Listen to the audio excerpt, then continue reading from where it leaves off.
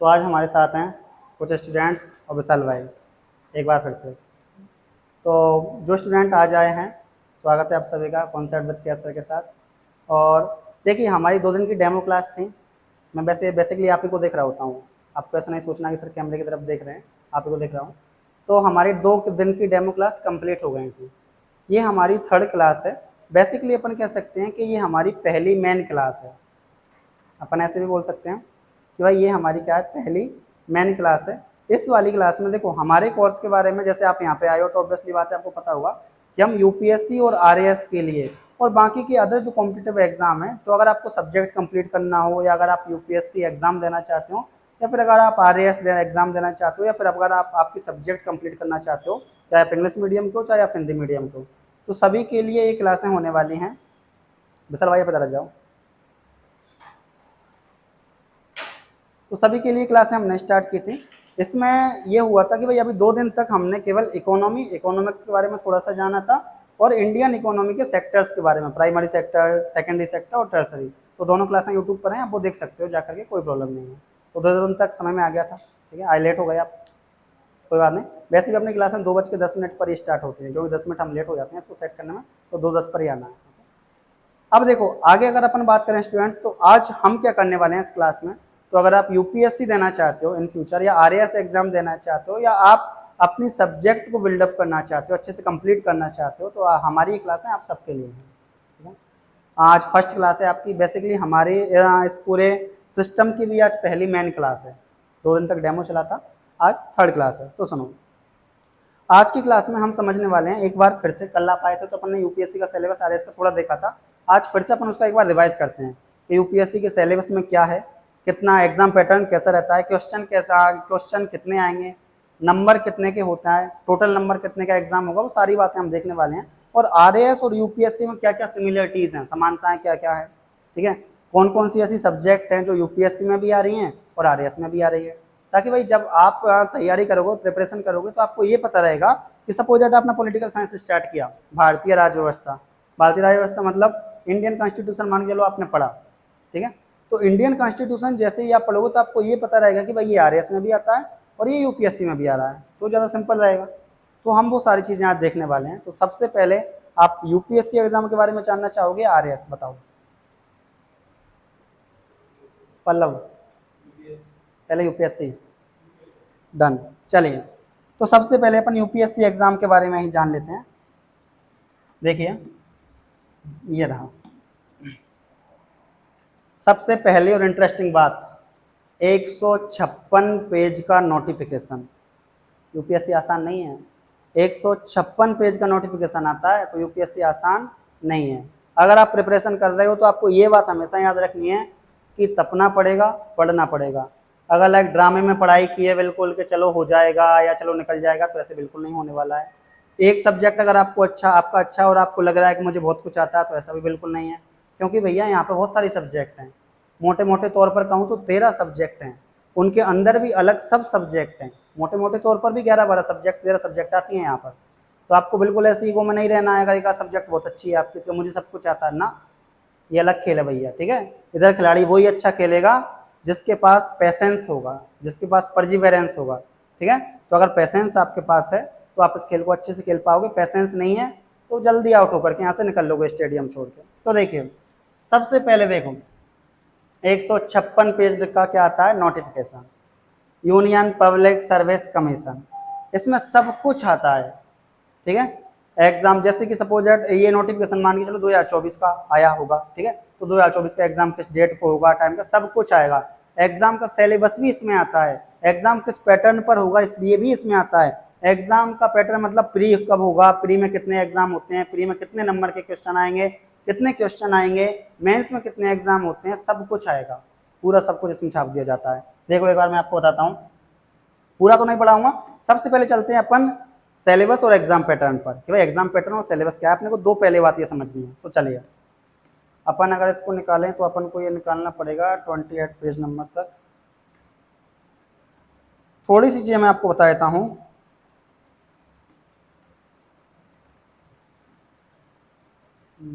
Okay, ये services हैं जो सर्विसेज के अंतर्गत आती हैं सारी की सारी देख लो। Indian administration service IAS number 1 subject, समझ पा रहे हो। IPS IFS Indian forensic service, IPS Indian police service. बाकी ये सारी की सारी सर्विसेज देखो कितनी सारी सर्विसेज आती हैं यूपीएससी के अंतर्गत, इतनी सारी सर्विसेज आती हैं। ऑनलाइन वाले स्टूडेंट्स भी और जितने भी साथी हैं वो स्क्रीनशॉट ले सकते हैं, इतनी सारी सर्विसेज आती हैं। बाकी लोग बाग जानते 2-3 के बारे में ही, IAS IPS IFS। जो एस्पिरेंट तैयारी कर रहा है उसको तो पता है कि भाई कौन कौन सी आती हैं। पूरे नाम मुझे तो याद नहीं है पूरे नाम, देखो मैं भी तैयारी कर रहा हूँ, आप भी तैयारी करने आए हो यहाँ पर मुझे पूरे नाम याद नहीं है, लेकिन फिर भी ये लिस्ट है हमारे पास कि भाई इतनी सर्विसेज होती हैं टोटल। तो सर्विसेज के बारे में पता चला तुम्हें, ठीक है। नेक्स्ट देखो आगे बच्चों, एलिजिबिलिटी और नेशनलिटी। भैया एलिजिबिलिटी और नेशनलिटी के बारे में तो मैं तुम्हें बता दूंगा सिलेबस के साथ साथ ही, ठीक है।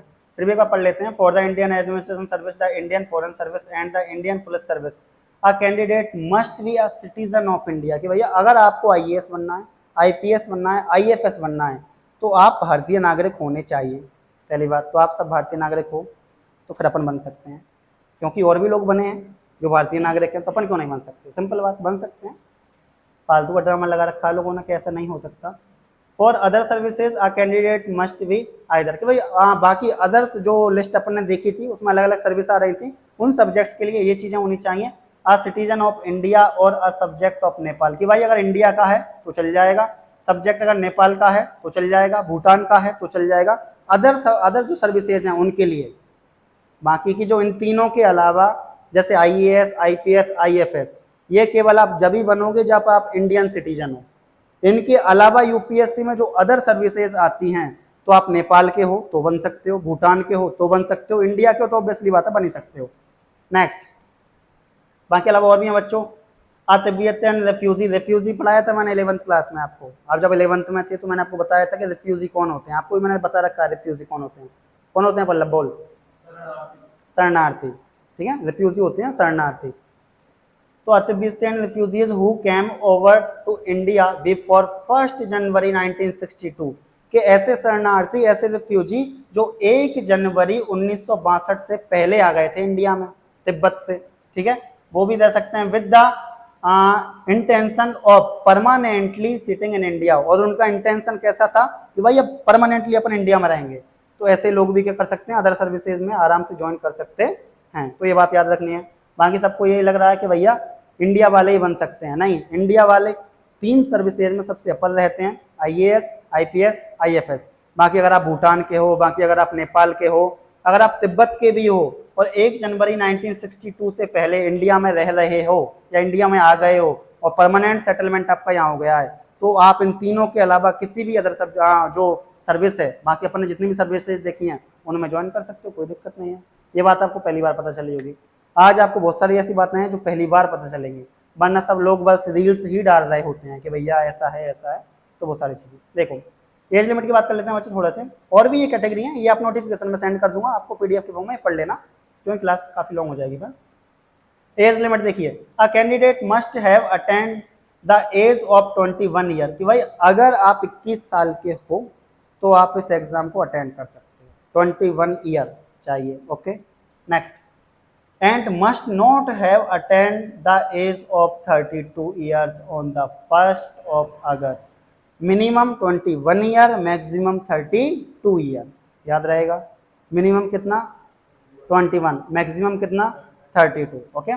The candidate must have been born not earlier than 2 August. Simple, आप तो इतना ही याद रखो कि भाई मिनिमम चाहिए 21 साल और मैक्सिमम कितनी चाहिए 32 साल। 32 साल तक आप एग्जाम दे सकते हो, कोई दिक्कत नहीं है। ऐसा नहीं है 35 साल के हो गए फिर मुझे यूपीएससी करना है, वो ड्रामा नहीं चलेगा, ठीक है। इतना टाइम नहीं है यूपीएससी के पास। आगे देखिए, the upper age limit prescribed above will be relaxable. मतलब कुछ रिलैक्सेबल को छूट दी गई है बच्चों, देख लो। Up to a maximum of 5 year if, कि भाई 5 साल की छूट दी जा सकती है, 1 से 5 साल तक की, इफ अगर a candidate belong to a schedule caste और अ शेड्यूल ट्राइब। भाई जो शेड्यूल कास्ट के हैं, शेड्यूल कास्ट SC, जो शेड्यूल ट्राइब के हैं शेड्यूल ट्राइब ST, तो इनके लिए 1 से लेकर के 5 साल तक की छूट दी गई है, लिख रहा है, मानना पड़ेगा। दी गई है, ठीक है। Next, up to a maximum of 3 year in the case, कि भाई 1 से लेकर के 3 साल तक छूट दी जा सकती है in the case of candidate belonging to other backward classes who are eligible to able of reservation applicable to such candidates. बोला सच कैंडिडेट, बोला गया बच्चों देखो कि कुछ ऐसे सेक्शन सोसाइटी के जो बैकवर्ड क्लास में है उनको भी 1 से 3 साल की छूट दी जा सकती है। तो सिंपल याद रखना है कि भाई छूट रिलैक्सेशन दिया जा सकता है अगर SC ST वाले हो तो, ठीक है। और भी बाकी प्रोविजन है, आप ये पढ़ सकते हो यहाँ पर। Up to a maximum of 5 year in this case of ex serviceman including जैसे कमीशन ऑफिस हो गए, आपके ऑफिसर हो गए who have rendered at least 5 year military service, कुल मिलाकर के मिलिट्री सर्विस मैन हो गए, इनके लिए भी कुछ छूट प्रोवाइड की गई है, ठीक है। लेकिन अगर आप कॉमन हो, आप जनरल से आते हो, तो आपके लिए कोई सर्विस मतलब किसी प्रकार की कोई रिलैक्सेशन आपको प्रोवाइड नहीं किया गया है। सिंपल बात है, आप 32 ईयर तक एग्जाम दे सकते हो। बट अगर आप SC ST से आते हो तो फिर आप 5 साल और रिलैक्सेशन ले सकते हो, और 32 + 5 कितना हो जाएगा, वहां तक आप एग्जाम दे सकते हो, कोई प्रॉब्लम नहीं। ओके, बाकी की सारी चीज़ें आप पढ़ सकते हो स्टूडेंट्स। आगे चलिए, मैं आपको काम की चीज़ें बता देता हूँ मोटे मोटे तौर पर। बाकी सब कुछ काम का है इसमें, ये पूरा नोटिफिकेशन बहुत काम का है। कल हमने बहुत शॉर्ट में जाना था, ठीक है। ये पूरा नोटिफिकेशन अगर आप पढ़ोगे तो आपको समझ में आएगा UPSC क्या है, क्राइटेरिया क्या है, देना कब होता है, ठीक है। बाकी अधिकतर क्या होता है, नोटिफिकेशन को पढ़ते नहीं है, तैयारी स्टार्ट कर दी, ऐसे नहीं होता है। पहले सिलेबस समझो, पैटर्न समझो, क्वेश्चन का लेवल समझो, फिर जंग में आओ। ऐसा नहीं है युद्ध लड़ने आ गए, हथियारों का पता ही नहीं है, ठीक है। सपोज दैट कि मैंने बहुत तलवारबाजी सीखी हुई है, मान के चलो, और मुझे बहुत गुरूर है कि भैया मेरे जैसी तलवार कौन चला सकता है, सामने वाला बंदूक से मार देगा, ऐसा भी हो सकता है। क्या करोगे, तलवार चलाकर कहाँ तक भाग के जाओगे भैया, सामने वाला बंदूक से मार सकता है। तो याद रखना, जैसा युद्ध वैसी टेक्निक आपको आनी चाहिए बच्चों। जिस वॉर में आप जा रहे हो उस वॉर के एलिजिबल हथियार आपके पास होने चाहिए, कि भैया युद्ध इस टाइप का है, हथियार भी उसी टाइप के होने चाहिए। ऐसा नहीं है गोले तो बारूद वाले आ रहे हैं उधर लेकर के, उधर से इधर तुम तलवार और वो लेके जा रहे हो, तीर कमान, क्या करोगे, गोली से मार देंगे वो, ठीक है। तो आपको जैसा वॉर जैसा युद्ध होना है वैसे ही हथियार आपके पास होने चाहिए। नेक्स्ट देखो बच्चों, तो पहले ही समझना है। ओके, कोई बात नहीं। ये तो बोला गया है बच्चों कि भाई कैंडिडेट को इन चीज़ों का ध्यान रखना है। All communication change of categories को छोड़ दोगे। हाँ, इधर आइए, क्या है प्लान ऑफ एग्जामिनेशन। देखो, the civil services exam provide 2 successive stage, 2 stage में होता है भाई। सिविल सर्विसेज एग्जाम कितने स्टेज में होता है, 2 स्टेज में होता है। सबसे पहला होता है बच्चों प्री, जिसको हम प्रीलिम्स बोलते हैं या प्रीलिमिनरी एग्जाम बोलते हैं, प्रारंभिक परीक्षा, ठीक है। तो सिविल सर्विस यहाँ पर प्रीलिम्स बोल सकता हूँ मैं, ठीक है। Prelims exam objective type question आएंगे बच्चों, MCQ टाइप के, मल्टी चॉइस क्वेश्चन आते हैं, ठीक है। For the selection of candidate for civil services main examination, और सेकंड नंबर का कौन सा है बच्चों, मेंस होता है। पर अगर अपन बात करेंगे, पहले आपको प्री देना पड़ेगा, प्री देने के बाद ही आप मेंस एग्जाम में बैठ पाओगे। प्री में 2 एग्जाम होते हैं, एक GS होता है और एक CSET होता है, उसकी बात अभी करेंगे अपन। सेकंड नंबर का देखो सिविल सर्विसेज मेन एग्जामिनेशन, इसमें बच्चों क्या होता है, रिटर्न होता है। कभी कभी आपने ऐसा भी सुना होगा UPSC 3 स्टेप में ना, UPSC 2 स्टेप में है। सेकंड स्टेप में रिटर्न एग्जाम भी और इंटरव्यू भी उसी में आता है, ठीक है, उसी का पार्ट है इंटरव्यू भी। तो सुनो, अब सबसे पहला जो प्री एग्जाम होगा उसमें MCQ टाइप के क्वेश्चन आएंगे, मल्टीपल चॉइस क्वेश्चन आने वाले हैं। सेकंड नंबर का जो एग्जाम होगा उसमें आपको लिखना पड़ेगा, हाँ ठीक है, हाँ, कुल मिलाकर के जैसे हम कॉलेज के एग्जाम वगैरह देते हैं उस टाइप से आपको लिखना होगा। एंड इसके साथ साथ में आपको करना क्या होगा, एक इंटरव्यू भी देना पड़ेगा, ठीक है, एक इंटरव्यू क्वालिफाई करना पड़ेगा, देन उसके बाद ही आपका प्रॉपर सिलेक्शन माना जाएगा अगर आप पास होते हो तो, ठीक है। इतना याद रखना है। एक तो रिटर्न एग्जाम होगा बच्चों, एक इंटरव्यू, या अपन बोल सकते हैं पर्सनालिटी टेस्ट। इंटरव्यू बोलो या पर्सनालिटी टेस्ट। पर्सनालिटी टेस्ट इसलिए बोला गया है भाई, आपका बोलने का तरीका चेक किया जाता है, आपका बिहेवियर चेक किया जाता है, आपका एटीट्यूड चेक किया जाता है, आपकी नॉलेज चेक की जाती है, ये सारी चीज़ें चेक की जाती हैं, उस वजह से ऐसी बात है, ठीक है। कोई बात नहीं, राइट जाने दो, चलने देते हैं, ये भी चल रहा है, कट कर देंगे बाद में कुछ होगा तो यहाँ तक तो समझ में आ गया होगा आपको, ठीक है। अब आगे देखो, ओके, ठीक है।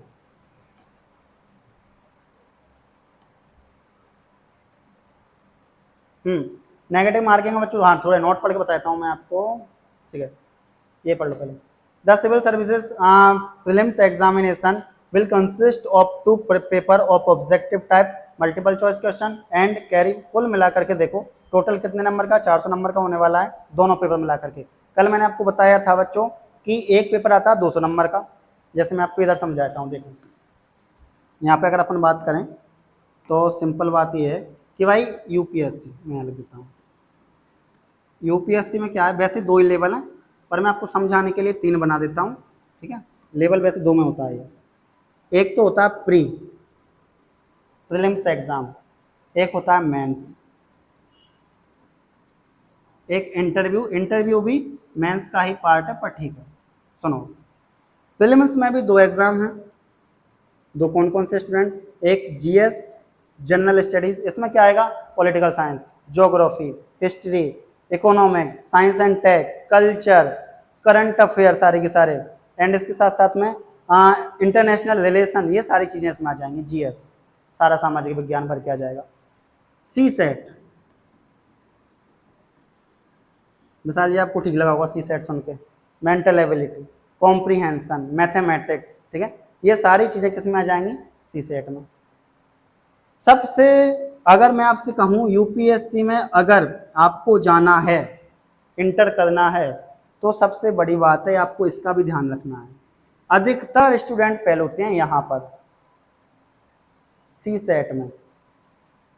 अधिकतर बच्चे कहाँ फेल होते हैं, सी सेट में। आता क्या है इसमें, comprehension, math, mental, reasoning ability, ये सारी चीज़ें इसमें आ रही होती हैं। सबसे ज़्यादा बच्चे फेल होते हैं यहाँ पर, हिंदी मीडियम के और ज़्यादा फेल हो रहे हैं यहाँ पर। अच्छा कभी कभी आपने एक ऐसा भी सुना होगा कि इंग्लिश मीडियम का ज़्यादा सिलेक्शन होता है, हिंदी मीडियम का कम सिलेक्शन होता है। बात थोड़ी थोड़ी समझ में आती है, पर क्या है कि अपन ये भी देख सकते हैं कि कितने कैंडिडेटों ने अप्लाई किया। अप्लाई करने के साथ आप ये देखिए कि ऐसे कितने कैंडिडेट हैं जिन्होंने प्री एग्जाम क्वालिफाई किया है हिंदी मीडियम के। हिंदी मीडियम के बच्चे प्री एग्जाम क्वालिफाई कम कर पा रहे हैं, समझ पा रहे हो आप रेशो। जब अगर आप फॉर्म के हिसाब से मत देखो, आप देखो कि प्री एग्जाम कितनों ने पास किया, प्री एग्जाम पास करने के बाद रेशो क्या रहा है वो देखो, थोड़ी बहुत अंतर है, वो मैं भी मान रहा हूँ, वो सब मान रहे हैं। भाई मैं आपको बच्चों यहाँ पे वो बता रहा हूँ जितना मुझे जानकारी है, मुझे संपूर्ण ज्ञान तो नहीं है, लेकिन जितना है मैं आपको बता दे रहा हूँ। कुछ मिस्टेक हो तो आप सुधार सकते हो, या यूट्यूब पर जो देख रहे हैं वो सुधार सकते हैं, ठीक है। अब प्री एग्जाम में जैसे कि सपोज हिंदी मीडियम वालों ने कितने भी फॉर्म डाले हों, लेकिन प्री एग्जाम में मान के चलो हिंदी मीडियम वाले निकले हैं 2000, ऐसा मानो। अब 2000 में से फाइनल सिलेक्शन अगर या फिर मेंस लिख पा रहे हैं बच्चों, मान के चलो कि मेंस में पास आउट हुए हैं हिंदी मीडियम के 2000 में से 500 बच्चे, तो सही है रेशो। तो अगर इतने हो रहे हैं तो सही है। फाइनल सिलेक्शन मान के चलो 2000 में से 50 बच्चों का, वैसे बहुत कम होता है, वैसे 50-60 कभी कभी होता है, इस बार इतना नहीं हुआ था, ठीक है ना, लेकिन हम मान सकते हैं कि 40-50 का राउंड तो रहता ही है, ठीक है। तो सपोज 40-50 हो रहा है, तो इंग्लिश मीडियम का भी तो रेशो देखो ना, पोस्ट तो कितनी कम है।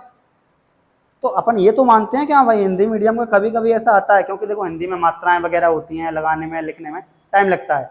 पर आप तो जैसे इंग्लिश मीडियम वाले हो, अधिकतर तो यहाँ पे सारे इंग्लिश मीडियम वाले हो जितने भी बैठे हो, तो आपको ज़्यादा दिक्कत आएगी नहीं, ठीक है। हिंदी मीडियम वालों के लिए भी दिक्कत नहीं आती है, बट ये थोड़ी सी मेहनत तो करनी पड़ती है, प्रैक्टिस तो करनी पड़ती है। और रेशो भी देख सकते हो, ऐसा कुछ नहीं है, सिलेक्शन हिंदी मीडियम वालों का भी होता है। रवि कुमार से अक्सर हैं, उनका भी हुआ है, ठीक है, और इतनी कम एज में हुआ है, तो होता है सबका, ऐसा कुछ नहीं है। सब कुछ बात होती है सोच की। जैसे कि मैंने कहीं सुना था, किसी ने कहा था कि एक लंबा सा पतला सा धागा लो, उसको पहाड़ पर फेंक के मारो, खींच के देखो, आ गया तो पहाड़, गया तो केवल धागा। समझ पा रहे हो, लंबा सा धागा लो, उसको पहाड़ पर खींच के मारो, फिर उसको खींच के देखो, अगर पहाड़ खींच के आ गया तो पूरा पहाड़ आपका है, और अगर पहाड़ खींच के नहीं आया तो गया तो अपना धागा ही है। दिक्कत क्या है, जैसे अभी सब आप कॉलेज वगैरह कॉलेज स्टूडेंट्स हो मान के चलो, ठीक है, तो कॉलेज में 3 साल तक आपको करना क्या है स्टूडेंट्स, बीए, बीकॉम, बीएससी, ये सारी चीज़ें करोगे आप, समझ पा रहे हो। तो अगर आपने 1 ईयर तक यूपीएससी या आरएएस की प्रिपरेशन की, तो आपने दिया क्या, धागा ही तो दिया है। टाइम तो वैसे भी आपका कंज्यूम हो ही रहा है बीए वगैरह में, पढ़ाई तो कॉलेज में वैसे भी नहीं हो रही है आपकी। तो अगर आपने यूपीएससी आरएएस वगैरह, वो परसेंटेज का कोई मैटर रहा नहीं आजकल। ऐसा कौन सा यूनिवर्सिटी जो परसेंटेज पर, अच्छी यूनिवर्सिटी की बात कर रहा हूँ मैं, इसकी बात नहीं कर रहा हूँ अपने यहाँ की, इसके ड्रामे अलग हैं। ऐसी कौन सी यूनिवर्सिटी है जो परसेंटेज लेवल पर अच्छा कॉलेज आपको प्रोवाइड करा दे, 12th की परसेंटेज लेवल पर कहीं काम नहीं आ रही है। 12th की परसेंटेज ड्रामे बना रखे हैं सोसाइटी ने, 12th की परसेंटेज बनाओ, 12th की परसेंटेज बनाओ, कहाँ काम आ रही है भैया। भाई आईआईटी वगैरह करना हो तो ठीक है 75% चाहिए, समझ में आती है बात, इतना जो इतनी जानकारी हमको भी है, ठीक है। अगर मान के चलो किसी आर्ट्स बायोलॉजी वाले स्टूडेंट की 60% भी बन गई तो भी क्या दिक्कत है, नीट दे सकते हो, यूपीएससी आरएएस इतनी सारी चीजें दे सकते हो, कहाँ, लेकिन नहीं, आपको परसेंटेज बनानी है, आपको रिश्तेदारों की नज़रों में ऊपर जाना है, आपको स्कूल वाले की नज़रों में, अरे क्या करना है ऊपर जा करके, क्यों जाना है, सबसे सही अपने को नॉलेज चाहिए। नॉलेज अगर आपके पास है तो बहुत बढ़िया बात है। जब नॉलेज होती है ना बच्चों, सामने वाला बिल्कुल लिमिट में रह के ही बात करता है, और नॉलेज नहीं होती है तो फिर तुम कितना ही चिल्ला लो, उससे कुछ नहीं होने वाला है। तो ये याद रखना है, मेन फोकस करना है नॉलेज पर। हाँ, तो मैंने जो सुनाया तो समझ में आया कि धागा फेंक के मारो पहाड़ पर, खींच के देखो, पहाड़ आ गया तो पहाड़ तुम्हारा, और गया तो केवल धागा, कोई नुकसान नहीं। नेक्स्ट, तो सबसे ज्यादा ध्यान आपको यहाँ पर भी देना है, मतलब इस पर तो देना ही है, ये तो कंपलसरी है, लेकिन इसको हल्के में नहीं लेना है। ऐसा नहीं है सी सेट है निकल जाए क्या, ये ऐसा नहीं होता है, ये क्वालिफाइंग है, ये भी ध्यान रखना है। इससे प्री की कट ऑफ डिसाइड नहीं होती है, प्री की कट ऑफ ये बताता है जीएस, बट ये क्वालिफाइंग है, इसमें 33% चाहिए आपको, लेकिन 33% लाना भी बहुत मेहनत का काम है इसमें, सी सेट में। इसमें बताऊंगा मैं और आगे क्या क्या होता है। अभी चलते हैं वापस इधर, तो वापस आइए बच्चों, तो ये सारी चीजें मैंने आपको बता दी हैं, ठीक है। और एक जो एग्जाम, वापस आओ, देखो ये 200 नंबर का होता है, कितने नंबर का होता है बच्चों, ये 200 नंबर का होता है। क्वेश्चन कितने आते हैं कल बताए थे मैंने, बताइए। ये होता है स्टूडेंट्स 200 का, क्वेश्चन आते हैं 100, ओके। तो ये तो नंबर हो गए भाई, और ये होगा क्वेश्चन, ओके। ये कितने नंबर का होता है, 200 का, क्वेश्चन कितने 80 क्वेश्चन आते हैं, इतना याद रखना है। माइनस मार्किंग है, याद रखना है, कोई ऐसा एग्जाम नहीं है कि बिल्कुल दिया है पूरे भर के आ गए नेगेटिव में चले जाओगे उधर, ठीक है, ऐसा नहीं करना है, तो याद रखना है। तो यहाँ तक समझ में आया बच्चों आपको कि भाई एक प्री में 2 एग्जाम होते हैं, जीएस और सीसेट, ये क्वालिफाइंग पेपर है, केवल 33% चाहिए पास होने के लिए। और एक होता है प्री एग्जाम जिसमें जीएस आता है, और इसमें भी ये 200 नंबर का होता है, और क्वेश्चन आते हैं 100, एक क्वेश्चन 2 नंबर का, ओके। चलिए अब वापस आओ आप इधर। अब देखो स्टूडेंट्स, तो अपना यहाँ तक हो गया था, and carry a maximum of 400 marks in the subject set out in subject section A of section second.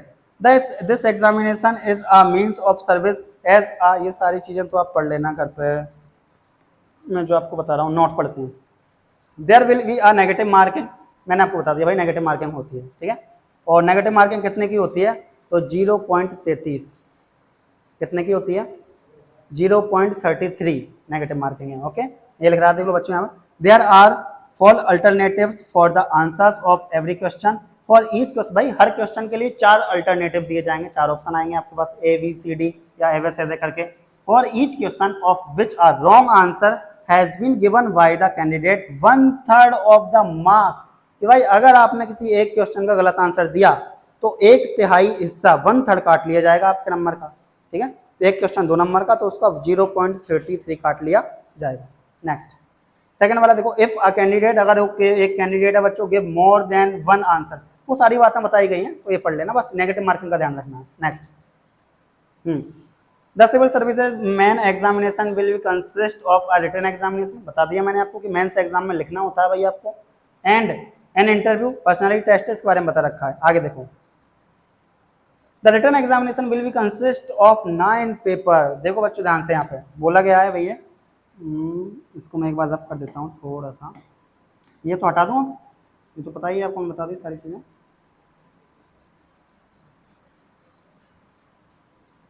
देखो ये प्री के बारे में तो अपने सारा के सारा जान लिया, ठीक है। मेंस की बात कर लेते हैं, मैन लिख दो, मेंस लिख दो, बात होती है मैन एग्जामिनेशन या मेंस एग्जामिनेशन। मुख्य परीक्षा, वापस लिखना पड़ेगा,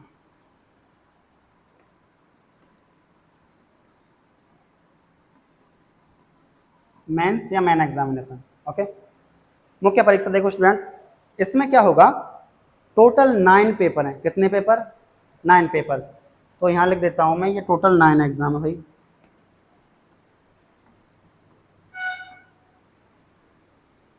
इसमें कितने पेपर थे, 2 पेपर। एक और इंटरेस्टिंग बात बताऊँ आपको, प्री के दोनों एग्जाम एक ही दिन होते हैं, जीएस का भी उसी दिन होता है और सीसेट का भी उसी दिन होता है, और कभी कभी किस्मत इतनी खराब होती है, जैसे कि मैंने दिया इस बार का, ऐसी जगह नंबर आया जहां पे कोई शॉप नहीं आसपास। पहला एग्जाम का टाइम तो मॉर्निंग का होता है, हम दोनों गए थे, ठीक है। पहला एग्जाम तो मॉर्निंग के टाइम का होता है, बढ़िया जाता है, कोई दिक्कत नहीं है। सी सेट का सेकंड नंबर का होता है और ज़्यादा दिमाग सी सेट में ही लगाना होता है हमारे लिए तो, क्योंकि मैथमेटिक्स कमजोर है, ठीक है। और उस बीच में जो टाइम होता है वो होता है लगभग 1.5-2 घंटे का, और 3 घंटे, कभी कभी 2-2.5 घंटे का गैप होता है, 1.5-2 घंटे का गैप होता है, ठीक है। और इस 1.5-2 घंटे तक बच्चा जाए तो जाए कहाँ, धूप इतनी, गर्मी इतनी।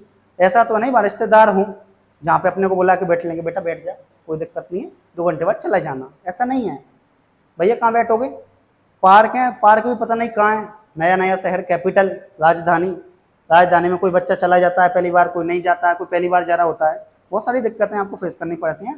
तो आपको वैसे भी प्रिपेयर रहना है, ऐसा नहीं कि केवल पढ़ ही पढ़ रहे हो।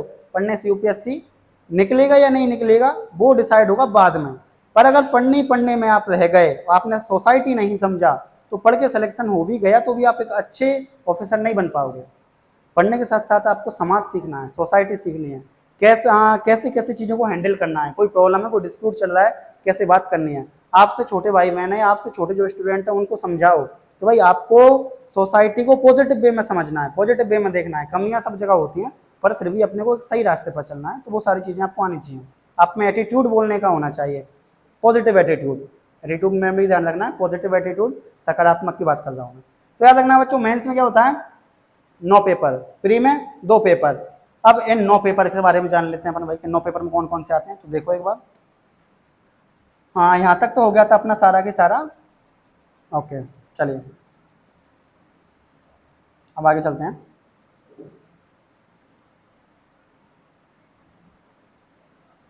ठीक है,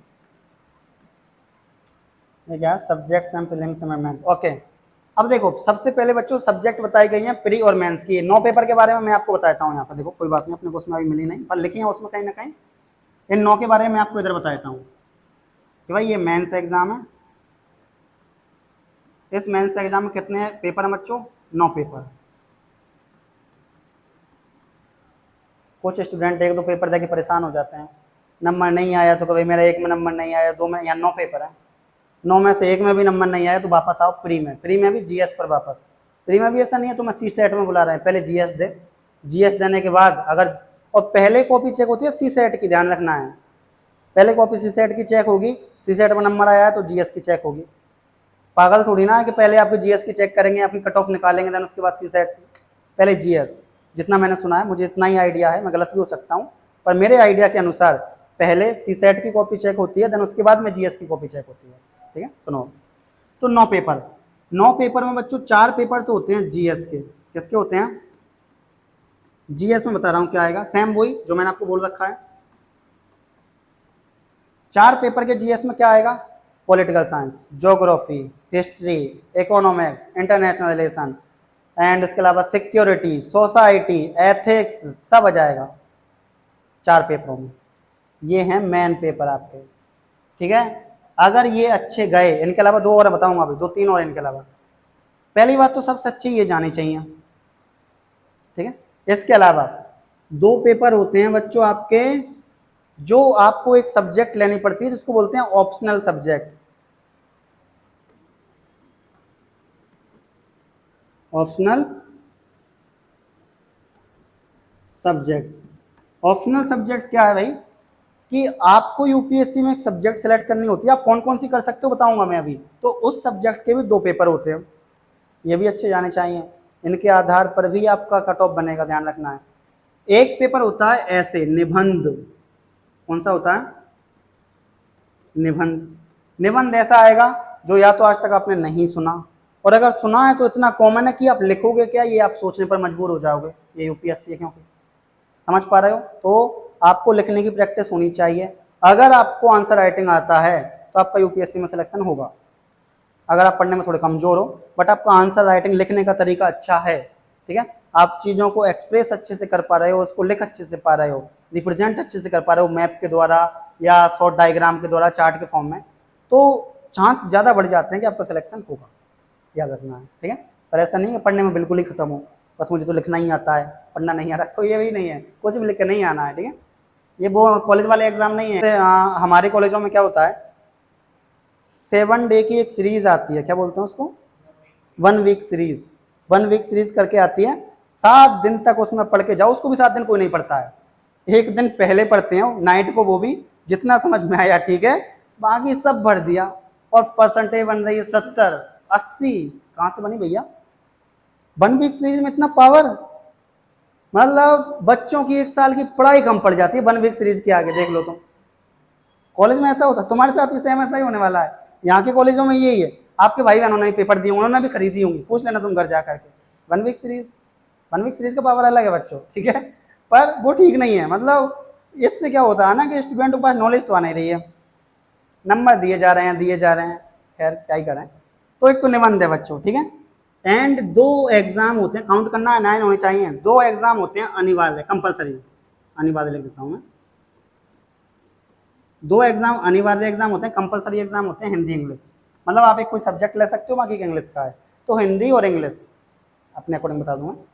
तो याद रखना है बच्चों, 2 ऑप्शनल, एक निबंध, एक हिंदी इंग्लिश का मान लो आप इधर, 4 पेपर जीएस के, ठीक है। हो गए 9 एग्जाम। 2 एग्जाम अनिवार्य हैं आपके लिए, कंपलसरी है सबके लिए सेम। हाँ ये क्वालिफाइंग है, इतना याद रखना है, सही क्वेश्चन भाई, ये क्वालिफाइंग है। इनमें केवल आप पास हो जाओ, ज़्यादा हीरोगिरी नहीं दिखानी है इनमें, पास हो जाओ बहुत बढ़िया है, ठीक है। ऐसा नहीं है पूरा पढ़ दिया अंग्रेजी, उधर से पॉलिटी साफ, पॉलिटी नहीं आ रहा है और अनिवार्य में कर रहे हो टॉप, ऐसे काम नहीं चलने वाला है, ठीक है। अपने को टॉप उसमें करना है जिसके हिसाब से रैंक डिसाइड होगी। देखो अपना क्या होता है ना, एग्जाम अपन क्या कर रहे होते हैं, सिलेबस पता नहीं है, पैटर्न पता नहीं है, बस तो एनालिसिस भी तो करो। एक भैया ने बोल दिया भैया ऑप्शनल सब्जेक्ट ले ले कोई सा भी, एक सब्जेक्ट का एग्जाम्पल ले ले, मान के चलो हिस्ट्री ले लेते हैं, तो भैया ऑप्शनल सब्जेक्ट ले ले हिस्ट्री। आपको हिस्ट्री में कुछ याद नहीं है, पर भैया ने क्या दिया तो हिस्ट्री, तो भैयाओं से मतलब सलाह लेनी चाहिए, बात मैं समझता हूँ, जो कर रहा है उससे एडवाइस लो, क्योंकि उसने एक्सपीरियंस किया है, आप एक्सपीरियंस करोगे टाइम निकल जाएगा।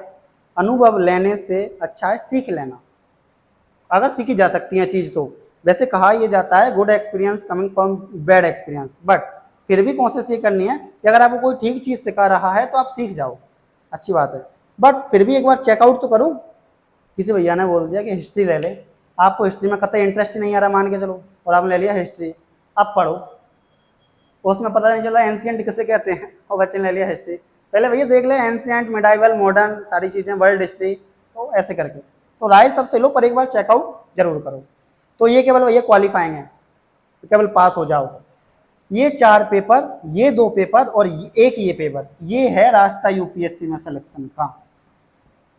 7 एग्जाम, ये 7 एग्जाम बताएंगे मेंस में आपकी मतलब कंडीशन कैसी होने वाली है, दुर्गति होने वाली है या अवगति होने वाली है। अगर एग्जाम बहुत अच्छा गया तो बहुत अच्छी बात है, दिक्कत नहीं है, पर एग्जाम अच्छा नहीं गया तो थोड़ा सा दिक्कत आता है। ओके, ये समझ गए आप बच्चों 9 पेपरों को। आगे चलें, वापस आते हैं अपन। सुनो, इंटरव्यू के बारे में और बता ही देता हूँ चलो मैं आपको। अगर आपके इनमें अच्छे नंबर आए हैं, मतलब कट ऑफ से ऊपर आए हैं थोड़े से, तो आप फिर इंटरव्यू के लिए कॉल आपके पास आता है, लेटर आता है। इसमें political science, geography, history, economics, art and culture, international relation and इसका करंट अफेयर, सारी चीज़ें आ रही हैं इसमें, सब कुछ, एथिक्स इंक्लूड, एथिक्स, सोसाइटी, ये सारी चीज़ें इसमें आएंगी, ठीक है। तो ये 4, ये 2 और एक ये, अगर ये आपके कंप्लीट जिस दिन हो जाएं, आपको लिखना अच्छे से आ जाए, उसी साल का अटेम्प्ट आप दे सकते हैं। जीएस में नहीं, साइंस आती है, जनरल साइंस, जनरल साइंस केवल, मैथमेटिक्स इसमें नहीं आता है, डोंट वरी, टेंशन नहीं लेना है। मैथमेटिक्स आपका सी सेट में आएगा, तो उसके लिए आप कंप्लीट कर सकते हैं। ओके, हाँ 4 ही पेपर हैं, और उसमें ऐसा नहीं है कि केवल एक में पॉलिटी आ रहा है, एक में ज्योग्राफी आ रहा है, नहीं, इंक्लूड हैं 2-2, 3-3 सब्जेक्ट एक में, बताऊंगा अभी कौन कौन से हैं वो सारे ऐसे, और अपन सिलेबस भी देखेंगे। तो चलिए, तो प्रीलिम्स एग्जामिनेशन देखो, the examination shall compromise to compulsory paper, 2 compulsory paper हैं जो अपन ने देखे थे, ठीक है। तो सुनिए, प्रीलिम्स एग्जाम में 2 पेपरों की बात की थी, both the question paper will be of the objective type. तो प्रीलिम्स तो अपन ने सारा समझ लिया, एक जीएस का और एक सी सेट का होता है, सारा सब कुछ समझ लिया। प्री को छोड़ो आप, हाँ इसमें जनरल हिस्ट्री इसको छोड़ो, मेंस पर आइए। The written examination will be consistent, अपन ने देखा है कि भाई मेंस में क्या होता है, लिखना पड़ता है, रिटन एग्जाम होता है, वो सारी बात अपन ने कर लिया। नेक्स्ट आइए इधर आप, क्वालिफाइंग पेपर बात की अपन ने कि भाई जो ऑप्शनल सब्जेक्ट आपका होता है वो क्वालिफाइंग होता है, उसमें आपको क्वालिफाई करना है। तो one of the Indian language to be selected by the candidate from the language included in the, सिंपल बात है, eight schedule of the constitution के इंडियन कॉन्स्टिट्यूशन के 11th क्लास में मैंने, जब आप थे तो मैंने आपको पढ़ाया था कि इंडियन कॉन्स्टिट्यूशन के 8th नंबर के शेड्यूल में लैंग्वेज के बारे में बात की गई है। किसके बारे में बात की गई है? लैंग्वेज के बारे में बात की गई है। और टोटल कितनी लैंग्वेज है अपने पास, बताना एक बार मुझे। वेरी गुड, 22 लैंग्वेज को अपने कॉन्स्टिट्यूशन के द्वारा मान्यता प्रदान की गई है। हमारी ऑफिशियल लैंग्वेज बताना एक बार। वेरी गुड, हमारी ऑफिशियल लैंग्वेज है हिंदी। हमारी नेशनल लैंग्वेज बताना एक बार। नेशनल लैंग्वेज नहीं है हमारे पास, नेशनल लैंग्वेज नहीं है, ठीक है, तो याद रखना, मैं पूछता रहूंगा बार बार। तो चलिए यहाँ तक कंप्लीट है स्टूडेंट्स, आगे चलें। तो देखो अब, और पेपर भी इंग्लिश कि भाई एक तो आप हमारे इंडियन कॉन्स्टिट्यूशन के शेड्यूल नंबर 8 में जो सब्जेक्ट है उनमें से कोई एक ले लो, और एक इंग्लिश कंपलसरी का होता है। ये दोनों तो क्या हैं, क्वालिफाइंग पेपर है। ये दोनों में जो मैंने बात की आपसे, ये वाले आ गए, ये वाले 8th शेड्यूल में जितनी भी लैंग्वेज हैं 22, उनमें से कोई एक लैंग्वेज चुन लो, प्लस एक इंग्लिश कंपलसरी का पेपर होता है। ये क्वालिफाइंग पेपर है, ज़्यादा हीरोगिरी में अपने को नहीं झाड़नी है, ठीक है, पास कर लो काफ़ी है। नेक्स्ट आगे देखिए बच्चों, paper to be counted of for merit कि भाई ऐसे पेपर कौन कौन से हैं जो मेरिट बनाएंगे आपकी। तो सुनो, पेपर फर्स्ट ऐसे, ये रहा पेपर फर्स्ट ऐसे, ये निबंध बताया था मैंने आपको, इसमें नंबर अच्छे लाने, ये मेरिट बनाएगा अपने। उसके अलावा paper second general studies, paper third general studies, paper four general studies, paper 5 general studies. तो जनरल स्टडीज कितने हुआ, 4। ये लिख रहा देखो जीएस, हाँ जरा, पेपर 4, 4 पेपर हैं टोटल जीएस के। जनरल स्टडीज के कितने paper, 4। Next,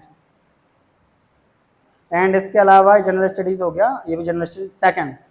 paper number 6 optional subject paper first, और पेपर नंबर 7 ये भी ऑप्शनल सब्जेक्ट पेपर सेकंड। और ये रहे ऑप्शनल सब्जेक्ट के, मैंने आपको बता रखे हैं भाई ऑप्शनल सब्जेक्ट के 2 पेपर होते हैं। पूरा पैटर्न समझ गए हो बच्चों, नंबर वगैरह क्वेश्चन वगैरह सब समझा दिया है मैंने आपको। अब अपन सिलेबस पर आएंगे, ठीक है। तो ये सारी बात क्लियर है, ठीक है। ये पीडीएफ मैं आपको सेंड कर दूंगा, तो आप देख लेना। ऑनलाइन वाले भी स्टूडेंट और जितने भी साथी हैं वो भी आप देख सकते हो। मैं टेलीग्राम चैनल पर, हमारा टेलीग्राम चैनल है, वहाँ पे ये पीडीएफ सारी सेंड कर दूंगा। नेक्स्ट, तो अब आगे चलते हैं अपन। मैंने बताया था ऑप्शनल सब्जेक्ट पेपर 2, ठीक है। सब्जेक्ट टोटल अगर अपन बात करें तो भाई रिटर्न टेस्ट होते हैं, सारे के सारे रिटर्न लिखना पड़ेगा। लास्ट में जाकर के होता है आपका इंटरव्यू। यहाँ आप पहुंचे, ये आपने पास किया और आपका यूपीएससी हो गया, बन गया आईएएस, ठीक है। यहाँ तक पहुंचे आईएएस बने। तो ये समझ पा रहे हो आप। वहाँ इसमें भी नंबर दे रखे होंगे शायद, मैं भी, देखो ये दे रखे हैं, अपन ने ध्यान दिया नहीं, एक बार फिर से देख लेते हैं। मेंस एग्जामिनेशन क्वालिफाइंग पेपर जो होते हैं 300 नंबर के होते हैं, पर अपने को इनके नंबर पर ज़्यादा ध्यान नहीं देना है, अपने केवल पास करना है। क्वालिफाइंग पेपर पास करो, 300 नंबर के, 300 में 300 नहीं लाने हैं, ठीक है। और जाएँ तो मतलब कुछ ना कुछ मिस्टेक आपने कर दी है, मतलब कहीं और ध्यान कम दिया गया है। और लेकिन अगर ऐसा भी हो सकता है कोई स्टूडेंट ऑलरेडी अच्छा हो, तो ऐसा भी हो सकता है। तो ऐसा नहीं बोलना है बाद में अगर ये कि हमसे कहा तो ये गया था कि अगर पूरे में से पूरे आए तो कहीं ना कहीं गलती है। ऐसा नहीं है कि बाद में सोचने लगो, ऐसा नहीं। अगर आ जाते हैं तो ठीक है, लेकिन कोशिश यही करें केवल पास हो। भाई क्वालिफाई है तो क्वालिफाई कर जाओ, ठीक रहेगा। नेक्स्ट, इंग्लिश में क्वालिफाई है, ये भी 300 नंबर का होगा। जो पेपर ऐसे, मतलब जो निबंध आने वाला है, वो निबंध कितने नंबर का आ रहा है देखो। तो निबंध आ रहा है अपने 250 नंबर का। पहली बार आप जीवन में 250 का निबंध दे रहे होंगे, वरना आज तक 10 नंबर का निबंध, 5 नंबर का निबंध, 15 नंबर का भी बाई चांस से आपने कभी दिया होगा, वरना 10, 5, 8 इस पर ही खेल रहे होते हैं अपन। तो पहली बार आप जीवन में 250 नंबर का निबंध करने वाले हो, ठीक है। नेक्स्ट, जनरल स्टडीज 250, जितने भी जीएस के पेपर हैं 4 की 4 वो सब 250, ठीक है, समझ गए यहाँ तक। ऑप्शनल सब्जेक्ट भी कितने का है, ये भी 250, तो काउंट कर लेना, टोटल हो जाएंगे अपने 1750। ओके, चलिए अब आगे। तो 1750 के तो हो गए भाई आपके सारे के सारे पेपर। और जो इंटरव्यू होता है वो कितने का होता है बच्चों, ये होता है 275 का। कितने का होता है, 275 का तो आपका इंटरव्यू, प्लस 1750 का अपन बात करें तो ये हो जाएगा 2025। कितने का, 2025 का एग्जाम कभी दिया है, 2025 नंबर का एग्जाम कभी नहीं दिया है स्टूडेंट्स वगैरह ने। मैंने एक बार दिया है, नंबर नहीं आया है, ठीक है। तो ऐसा भी है। तो टोटल नंबर का भाई 2025 का ये क्या हो जाने वाला है, एग्जाम हो जाने वाला है। कंप्लीट है यहाँ तक, आगे चले तो चलिए। 2025, ठीक है, ओके। सही है यहाँ तक विशाल सर, कोई दिक्कत? चलो, अब कैंडिडेट में choose any one of the optional subject from among the list of subject. हाँ, आप बच्चों इन सभी सब्जेक्ट में से कोई भी ऑप्शनल सब्जेक्ट ले सकते हो, और जो आप ऑप्शनल सब्जेक्ट लोगे उसके 2 पेपर होंगे। अब कौन कौन सब्जेक्ट हैं? देखो इतनी सारी सब्जेक्ट हैं कि भाई ये सारी लैंग्वेज, सॉरी इन सभी लैंग्वेज में से आप किसी भी लैंग्वेज में अपने ऑप्शनल सब्जेक्ट को रख सकते हो। मतलब ऐसा भी होता है यहाँ पे, एक और इंटरेस्टिंग फैक्ट बताऊं कि मान के चलो आपने मेंस दिया इंग्लिश लैंग्वेज में, अगर आपकी इच्छा हो तो आप ऑप्शनल हिंदी साहित्य भी ले सकते हो, ये भी है यहाँ पर। ऐसा बिल्कुल नहीं है कि मेंस के 4 पेपर आपने इंग्लिश में लिखे हैं तो आपको जो ऑप्शनल सब्जेक्ट है जिसके 2 पेपर होते हैं वो भी आपको इंग्लिश में लिखना पड़ेगा, नहीं। अगर आप मेंस इंग्लिश में लिखते हो तो आप ऑप्शनल हिंदी में लिख सकते हो, कोई दिक्कत नहीं है, ठीक है। तो इतनी सारी लैंग्वेज हैं जिसमें आप ऑप्शनल सब्जेक्ट चुन सकते हो। ओके, देख लो यहाँ तक कंप्लीट है। गवर्नमेंट, इसको पढ़ लेते हैं अपन, यहाँ पे एक बार पढ़ लेते हैं, पूरा समझ में आ जाएगा। देखिए इस वाले पॉइंट को, for the language medium literature of language the scripts to be used by the candidates will be under, कि भाई ये सारी लैंग्वेज हैं जिनके आधार पर आप लिख सकते हो, स्क्रिप्ट तैयार कर सकते हो, आंसर राइटिंग कर सकते हो, ठीक है यहाँ तक। नेक्स्ट, इसमें हिंदी तुम सोच रहे होंगे हिंदी कहाँ गई, हिंदी आई कि नहीं आई? आई, ठीक है। आगे सुनो, list of optional subject for main examination. अब ये सारी सब्जेक्ट हैं जो आप ऑप्शनल सब्जेक्ट के रूप में ले सकते हो। पहले जो लिस्ट देखी थी वो ऑप्शनल सब्जेक्ट की लैंग्वेज की लिस्ट थी, लैंग्वेज भाषा, हिंदी इंग्लिश गुजराती मराठी जो भी आपको लेना है, ये ऑप्शनल सब्जेक्ट की लिस्ट है। आपकी मर्जी हो आप एग्रीकल्चर लो, आपकी मर्जी हो आप ले सकते हो animal husbandry and veterinary science, आप ले सकते हो एंथ्रोपोलॉजी ले सकते हो, बॉटनी ले सकते हो, केमिस्ट्री ले सकते हो, सिविल इंजीनियर ले सकते हो, कॉमर्स एंड अकाउंटेंसी ले सकते हो, इकोनॉमिक्स ले सकते हो, geography and geology, history, law, management, mathematics, ये सब सब्जेक्ट आप ले सकते हो। अब आपके लिए ऑप्शनल अच्छा कौन सा रहेगा ये हम अभी नहीं बताएंगे, पहले अपन तैयार करेंगे जीएस, जनरल स्टडीज वाले, ताकि आपको पहले सामाजिक विज्ञान की नॉलेज हो, आपको पॉलिटी, ज्योग्राफी, हिस्ट्री पता हो। हाँ, साथ साथ में अपन ऐसा कर सकते हैं कि भाई 7 दिन में 15 दिन में एक क्लास ऑप्शनल जो आपका रहेगा उस पर बात कर लेंगे, केवल बात करेंगे आपको कौन सा लेना चाहिए, कौन सा नहीं लेना चाहिए, आपका इंटरेस्टेबल सब्जेक्ट कौन, मतलब आपका जो इंटरेस्टिंग सब्जेक्ट है वो कौन सा है, वो सारी चीज़ें, ठीक है। नेक्स्ट, तो ये सारी सब्जेक्ट आप ले सकते हो। नेक्स्ट, ये भी यहाँ बहुत सारी चीज़ें, देखो आगे, the question papers for the examination will B of conventional, easy type, simple बात, छोड़ो उसको। अब आइए आप, ठीक है, तो ये सारी चीज़ें मैंने आपको भी बताई हैं। इतना बड़ा सिलेबस है, देखो इतना बड़ा एग्जाम टाइप सिलेबस वगैरह, मतलब एग्जाम पैटर्न और सिलेबस समझने में बहुत टाइम लगता है। ये सारी चीज़ें इंटरव्यू के बारे में बताई गई हैं। ओके, वो तो हो जाएगा। तो भाई आपको बोर्ड मेंबर के सामने बैठना है, बोर्ड मेंबर आपसे क्वेश्चन पूछेंगे, आपको उनका रिप्लाई देना है, प्लस आपको रिप्लाई में किन किन चीज़ों का, सारी चीज़ों का ध्यान रखना है, वो सारी बातें। सिलेबस फॉर द एग्जामिनेशन, ये आपका आ गया बच्चों सिलेबस।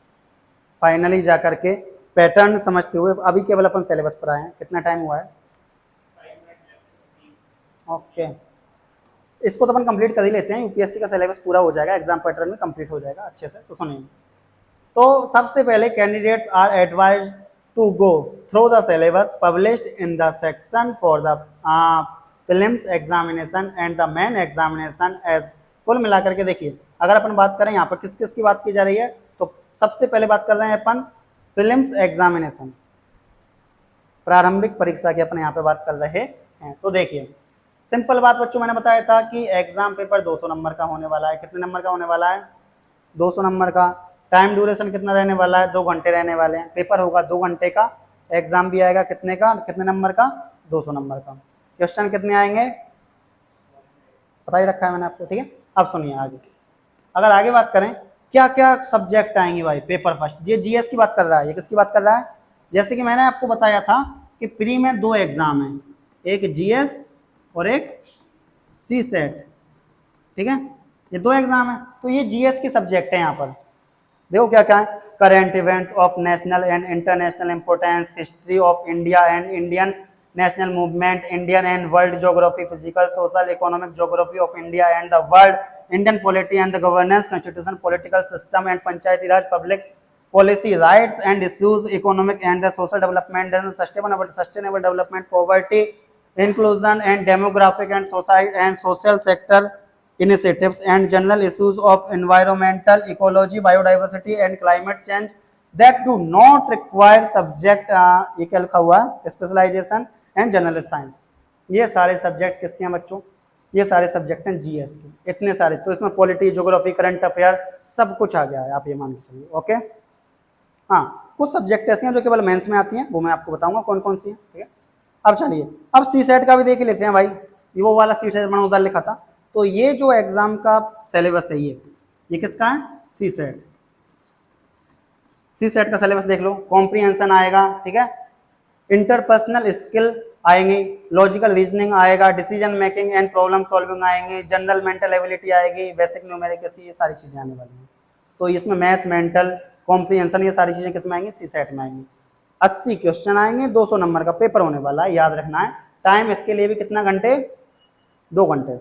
ओके, नोट देखो पहले, नोट पेपर सेकंड मतलब ये वाला, ठीक है, paper second of the civil services examination will be a qualifying paper with minimum qualifying marks और कितना 33%। कि भाई जो पेपर सेकंड है सी सेट वाला केवल क्वालिफाइंग पेपर है, आपको केवल 33% चाहिए सी सेट में। ठीक है, इसमें ज्यादा आपको लाना, अगर आप ले भी आओगे तो ज्यादा प्रॉफिट होने वाला नहीं है।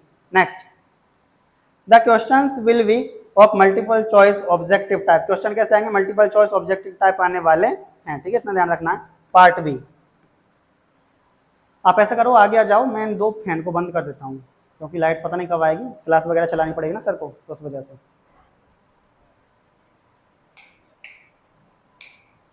पीछे वाले फैन बंद हो गए?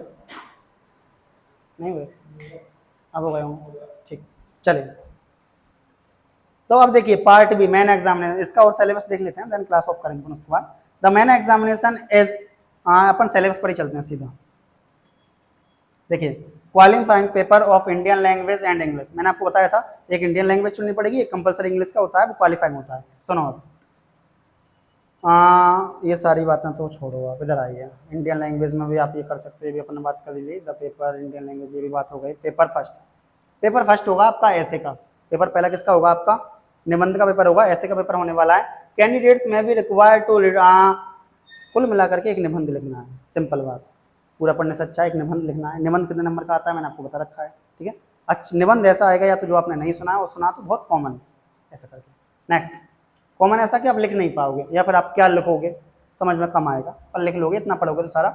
जनरल स्टडीज, जीएस की बात करूं तो पेपर सेकंड जीएस का होता है, सेकंड नंबर का पेपर। इसमें इंडियन हेरिटेज एंड कल्चर, मैंने आपको बताया था, हमारी जो विरासत है, प्राचीन जो भी हेरिटेज साइट है वो आएंगी, कल्चर आएगा, हिस्ट्री आएगी, ज्योग्राफी आएगा, वर्ल्ड एंड सोसाइटी, ये सारी चीजें आने वाली है। ठीक है, तो ज्योग्राफी आने वाली है, हिस्ट्री आने वाली है, वो अपने को सबको पढ़ना है। इसके अंदर टाइम टॉपिक्स दिए गए हैं, वो अपन बाद में देख लेंगे। नेक्स्ट, ये सारी चीजें। General studies second, third paper आपका जो होने वाला है उसमें गवर्नेंस आएगा, कॉन्स्टिट्यूशन, इंडियन पॉलिटिक कॉन्स्टिट्यूशन, ठीक है, पॉलिटी आएगा, सोशल जस्टिस आएगा, इंटरनेशनल रिलेशन आएगा। तो जो हम पढ़ रहे हैं ना अभी, जैसे 11th 12th में अपना पढ़ा हुआ constitution, polity and governance, social justice, सारे की सारे किसमें आने वाले हैं? पेपर नंबर थर्ड में। आपसे मैं कभी भी पूछ सकता हूं कि पेपर नंबर सेकंड में क्या आने वाला है, आपको ऊपर की ये लाइन पूरी याद होनी चाहिए, ध्यान रख लेना है। ठीक है, जब भी आपको पता रहेगा कि आपको पढ़ना क्या है। एक तो मैं आपको अलग ही चीज पढ़ा रहा हूँ, आप भी कुछ नहीं बोल रहे हो, मैं भी कुछ नहीं बोल रहा हूँ, ऐसे काम नहीं चलने वाला है, थोड़ा बातें होती रहनी चाहिए। ठीक है, तो पेपर नंबर थर्ड भी हो गया। पेपर नंबर 4 देख लो स्टूडेंट्स एक बार। पेपर नंबर 4, इसमें technology, economic development, biodiversity, environment, security and disaster management, ये सारी चीजें आने वाली हैं। Okay, ethics paper number 4, and integrity and aptitude, ये पेपर नंबर 4 होने वाला है। ओके, ये क्या होता है मैं आपको बताऊंगा एथिक्स के बारे में आगे। तो अब पेपर नंबर कौन सा हो गया ये अपना? पेपर नंबर 5, पेपर नंबर 5 हो गया अपना एथिक्स वाला। और पेपर नंबर 6 कहाँ गया अपना?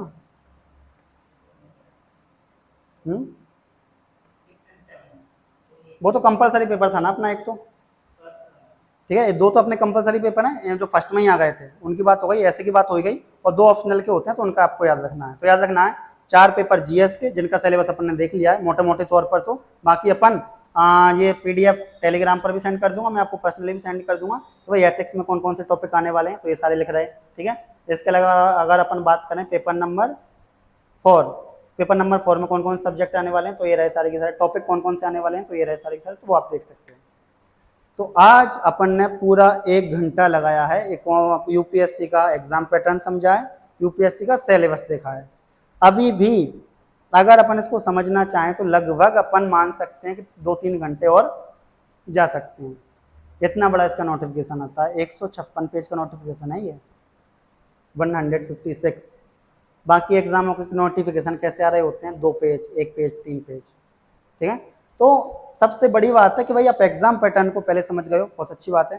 तो एग्जाम पैटर्न कभी नहीं भूलोगे आप यूपीएससी के बारे में। अब तो आपको इतनी नॉलेज है कि आप सामने वाले को बता सकते हो एग्जाम पैटर्न के बारे में। तो फिलहाल सिलेबस के बारे में आप समझ गए हो क्या क्या आता है, कौन सा क्वालिफाइंग पेपर है, कौन सा लिस्ट मेरिट लिस्ट तैयार होगी, किससे कितने नंबर का होता है। कभी कभी ऐसा भी होता है स्टूडेंट कि कुछ स्टूडेंट तो ऐसे होते हैं जिनको ये भी पता नहीं होता कितने नंबर का होता है टोटल एग्जाम, ठीक है, और आपको चलते चलते बोल जाते हैं भैया ये वाली बुक पढ़ लेना हो जाएगा। नहीं माननी है बात। आप पहले एडवाइस ले लो, बहुत अच्छी बात है, एक बार चेकआउट भी करो कि भैया ने, दीदी ने या किसी ने भी जो बोला है वो सही है या नहीं है, ऑथेंटिक है या नहीं है। ओके, तो कैसी लगी आज की क्लास? बोरियत तो नहीं हो बिल्कुल? ऐसा तो नहीं लग रहा काफ़ी आराम आराम चल रहे हैं? क्योंकि पहले अपने को एग्जाम पैटर्न समझना है, देन उसके बाद ही सब कुछ होगा। क्योंकि मान के चलो मैंने आपको एग्जाम पैटर्न नहीं बताया, मैंने आपको सिलेबस नहीं बताया और मैं पढ़ाए जा रहा हूँ, आपको पढ़ाए जा रहा हूँ, आपको पता ही नहीं है सर ये टॉपिक है या नहीं, या ये सब्जेक्ट भी है या नहीं, या फिर जो पेपर हम पढ़ते हैं वो कितने नंबर का है, या उसमें कितने पेपर होते हैं, तो ठीक नहीं रहेगा। तो उस वजह से पहले एग्जाम पैटर्न समझाया, पूरा सिलेबस समझा दिया है। अब कल अपन आरएएस और यूपीएससी में एक बार मैचिंग करके देखेंगे, लगभग उसमें अपने को 20-30 मिनट लगेंगे। देन उसके बाद अपन अपनी वापस इकोनॉमिक्स जो आगे चल रही थी उसको आगे कंप्लीट करने वाले हैं। हाँ, मैं आपको नोट्स बता देता हूँ कि मैंने आपके लिए नोट्स कैसे प्रिपेयर किए हैं, कौन से नोट्स हैं, कितने इफेक्टिव आपके लिए होने वाले हैं, वो देख लो एक बार। थोड़ा सा देखो, ये रहे आपके नोट्स।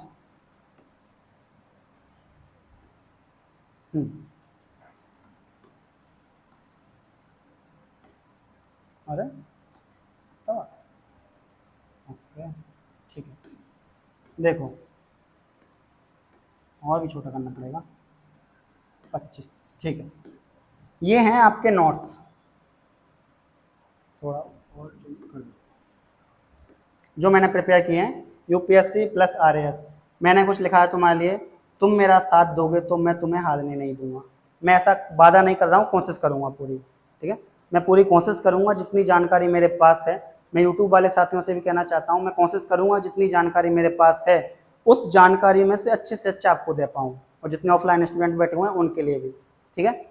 और एंड जितना मैंने अभी तक सीखा है 3-4 सालों के अंदर, मैं पूरी कोशिश करूँगा कि आपके शहर में अच्छे से अच्छा मैं आपको तैयार कर पाऊँ, ताकि आप जब आगे जाओ तो आप भी किसी और को अच्छे से तैयार कर पाओ, ठीक है। हमारा मोटिव यही है। तो चलिए, यूपीएससी आरएएस का कॉमन बैच है ये, हमने यूट्यूब चैनल का नाम यहाँ पे लिख दिया प्रचार के लिए। प्रचार थोड़ा सा जरूरी हो जाता है कभी कभी। हाँ, हमने जैसे कि सबसे पहले पढ़ा था इकोनॉमिक्स और इकोनॉमी के डिफरेंस के बारे में, तो मैंने इंग्लिश में भी लिखा है, हिंदी में भी लिखा है, इधर भी इंग्लिश में, हिंदी में, ठीक है। सेम इधर सारा बताया है कैसे क्या होता है, इधर मैंने इंग्लिश में भी लिख दिया, ठीक है। अगर आप देखोगे तो मैंने हर जगह पर हिंदी इंग्लिश, इंग्लिश हिंदी, हर लाइन, इसको भी इंग्लिश, ये भी हिंदी, इंग्लिश हिंदी, सारी चीज़ें लिखी हैं। तो चाहे आप हिंदी मीडियम के हो, चाहे आप इंग्लिश मीडियम के हो, आपको कहीं से कहीं तक लेके नोट्स में प्रॉब्लम नहीं आने वाली है। ये काफ़ी शॉर्ट नोट्स हैं, और जो मैं आपको यहाँ पढ़ाता हूँ एज इट इज सेम है, तो आपको ऐसे डिफ्रेंसिएशन पता नहीं चलेगा, या आपको ऐसा, हाँ ये जो मैं पीडीएफ आपको एक दिन पहले ही प्रोवाइड करा दूंगा, तो मैं यहाँ पे समझाऊंगा, तो आप वहाँ पे देख सकते हो, ओके। यूट्यूब वाले साथी आप इनको हमारे टेलीग्राम चैनल से डाउनलोड कर सकते हो फ्री में, कोई प्रॉब्लम नहीं है। एक और मैं आपको दिखाता हूँ, ये देखो, एक ये भी है, जैसे कि मैंने यहाँ पे, एक मिनट देखिए, जैसे कि संसाधन लिखा है तो रिसोर्सेज भी लिखा है, एंड इसके साथ में कंज्यूमर, उपभोक्ता, मनी, पूंजी, टाइम, समय, सब कुछ हिंदी इंग्लिश में दोनों में चल रहा है। तो मैं पूरी कोशिश करूंगा कि मैं आपको अच्छे से अच्छा डिलीवर कर पाऊँ, क्योंकि आपने मुझ पर विश्वास किया है, तो मैं कोशिश कर सकता हूँ पूरी, जितनी मेरे से हो पाएगी। बाकी देखते हैं आगे क्या होता है। तो आज की क्लास अपन यहीं तक रखते हैं, और यूट्यूब वाले साथी देखते रहिए, बने रहिए कॉन्सेप्ट विद केएस सर के साथ। अगर आपको ये क्लास ठीक लगी है, या अगर आपको इस क्लास में कुछ इन्फॉर्मेटिव चीज़ मिली है, आपको अच्छी जानकारी मिली है, तो आप क्लास को लाइक करें, शेयर करें और कमेंट करें। एंड अगर इस क्लास में कोई मिस्टेक हुई हो तो आप मुझे बता सकते हो, ताकि आने वाले नेक्स्ट क्लास में मैं अपनी मिस्टेक को ठीक कर सकूं। ओके, थैंक यू, धन्यवाद।